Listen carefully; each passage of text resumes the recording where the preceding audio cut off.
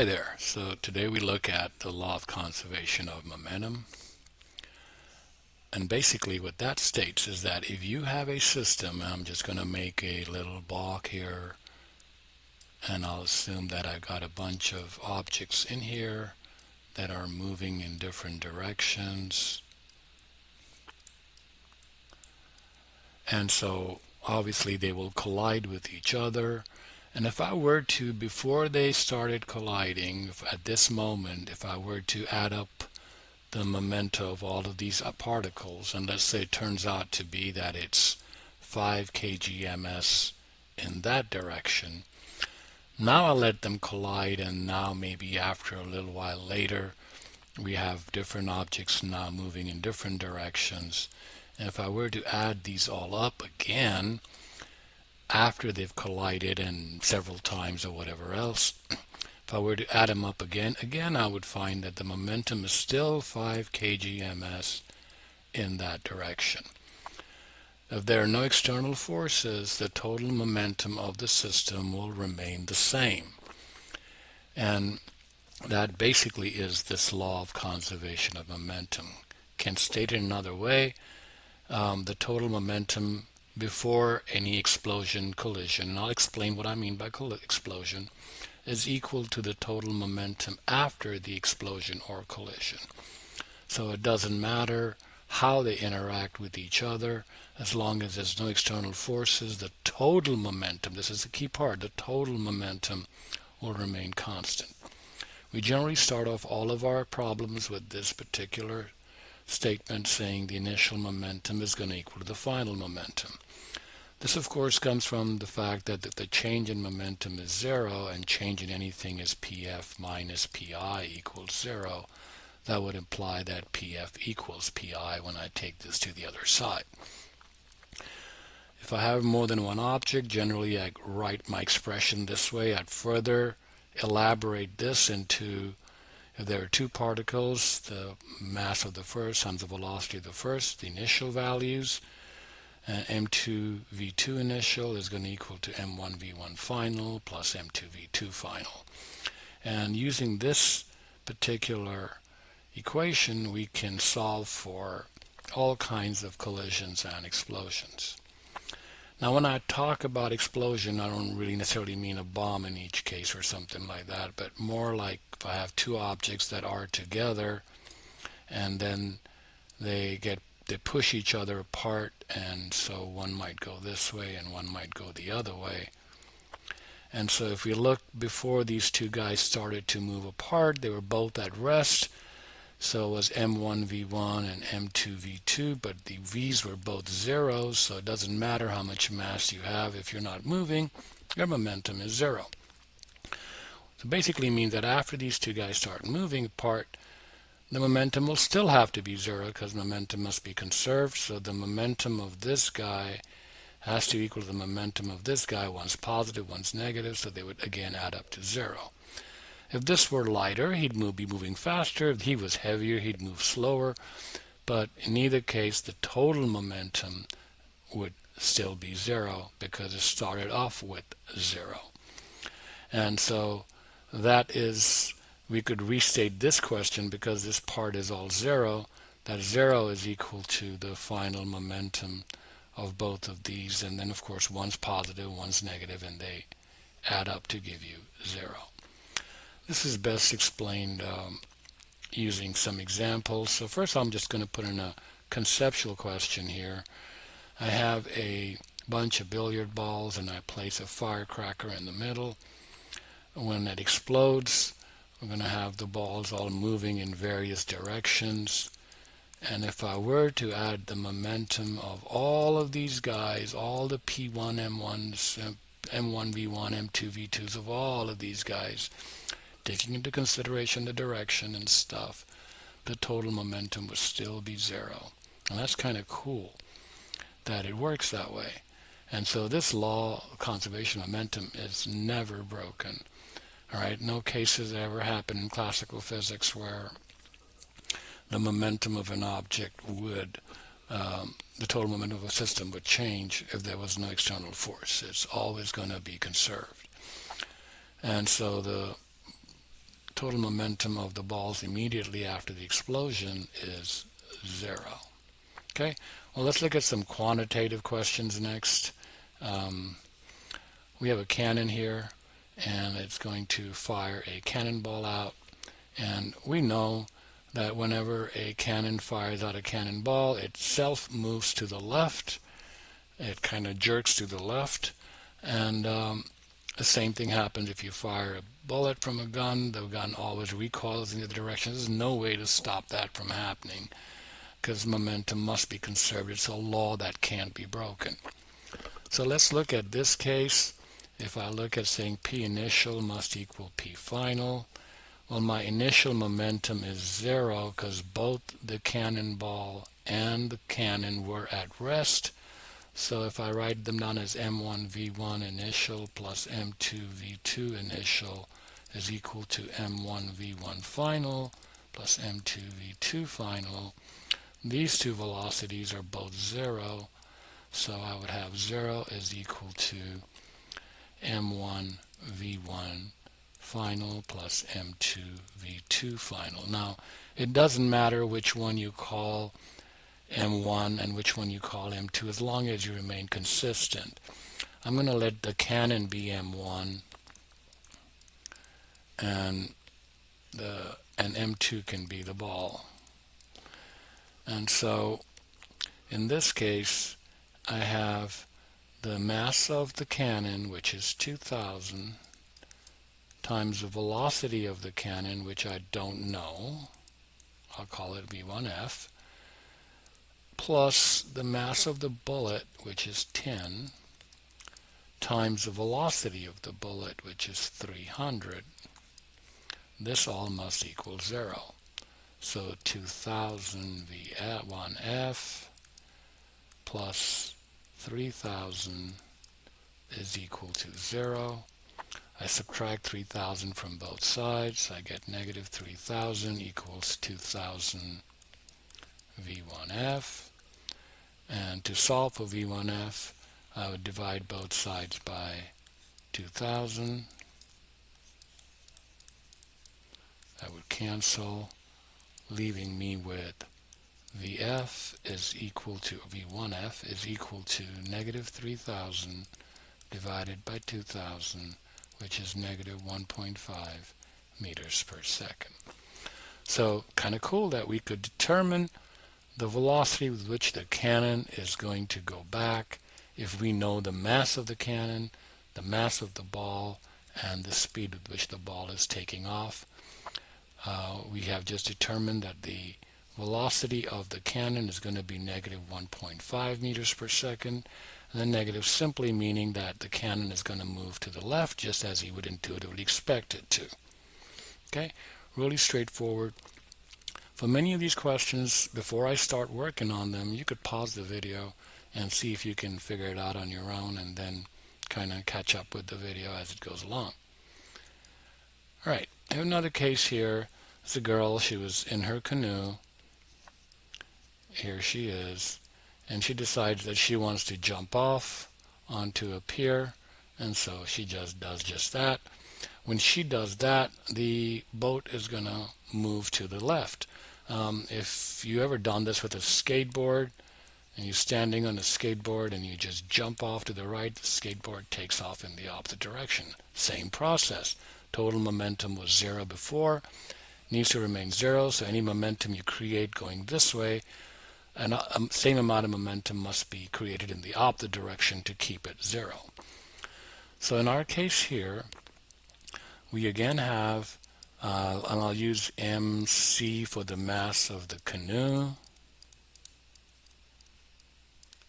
and mg for the mass of the girl. And so I know that mcvc initial plus mgvg initial has to equal to mcvc final plus mgvg final. And again, I'm just using all these subscripts to make sure that we don't confuse one thing with the other. And there's always the initial part, stuff that happens before, and then the stuff that happens after.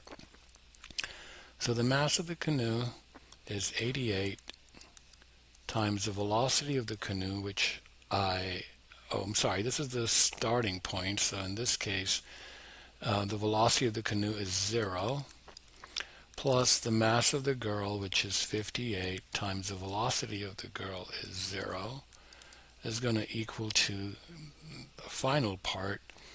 And so again, this part is 0 and that is 0, so that's going to make the whole left-hand side 0.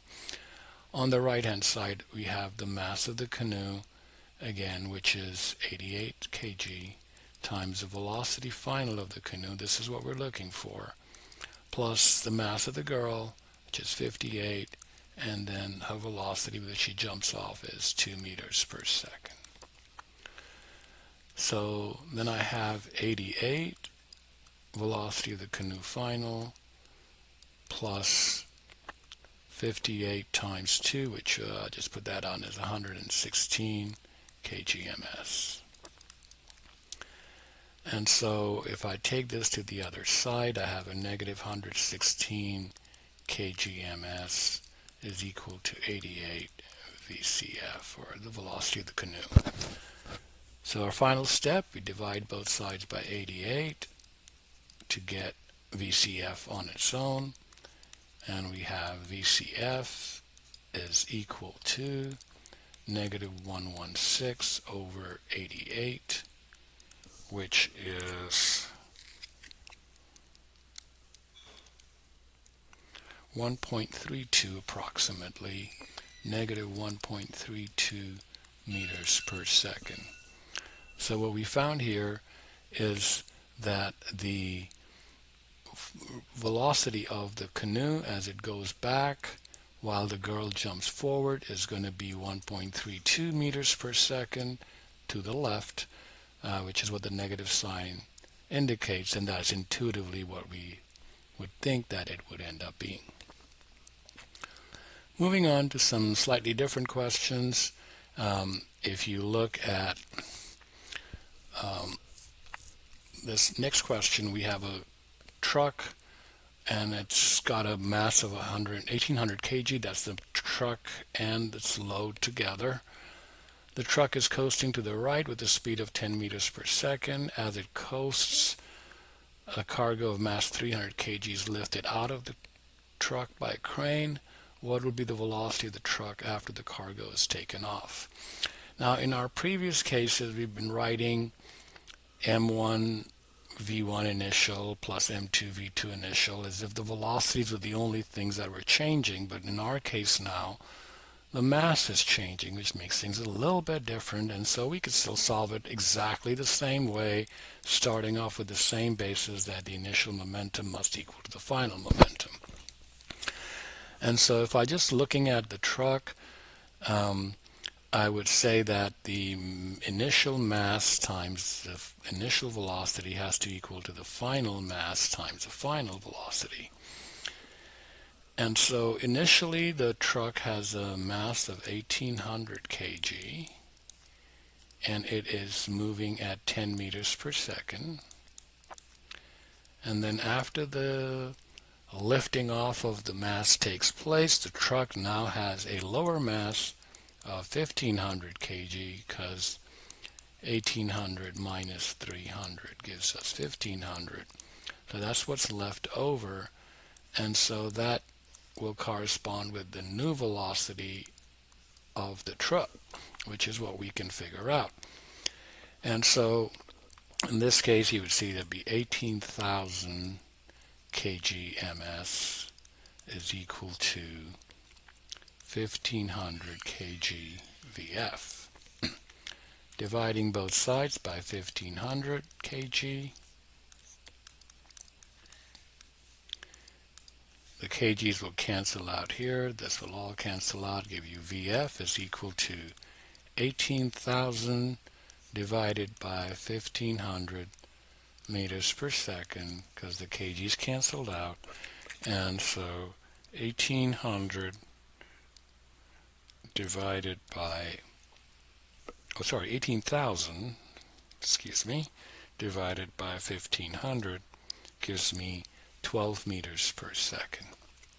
So the truck will speed up from 10 meters per second to 12 meters per second as I reduce its mass or lift off its load.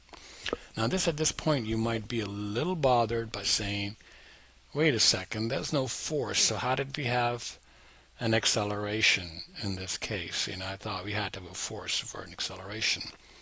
That's because we generally think that this is the law that is stated as an absolute, but really Newton, when he first wrote this, he wrote this as F is equal to the change in momentum over time, and that's really the definition here for Newton's second law. In the case where the mass is constant, then F is just equal to delta mv over delta t. If the mass is constant, it's not changing. It can be pulled out of the delta, and so we have m delta v over delta t, or change in time. And that here is where the acceleration is, the definition of acceleration, and that's where we get the F equals ma. This is always assuming that the mass is remaining constant. If the mass changes, then we've got to adjust to it. And so that's the whole process, but simply put, if you just paid attention to this law of conservation of momentum, that the initial momentum must equal to the final momentum, and work purely on the basis of that law, you come up with the final velocity of the truck, which we expect would be speeding up, because if p equals mv and p must remain constant, that if m goes up, then the v must come down, or if the m goes down, then the v must come up. Okay, I hope that makes sense. Let's look at one more question to further see a similar situation. We have a 200 kg cart coasting to the right at a velocity of 25 meters per second. As the cart is coasting, a 50 kg block is dropped into it. What will be the velocity of the cart now?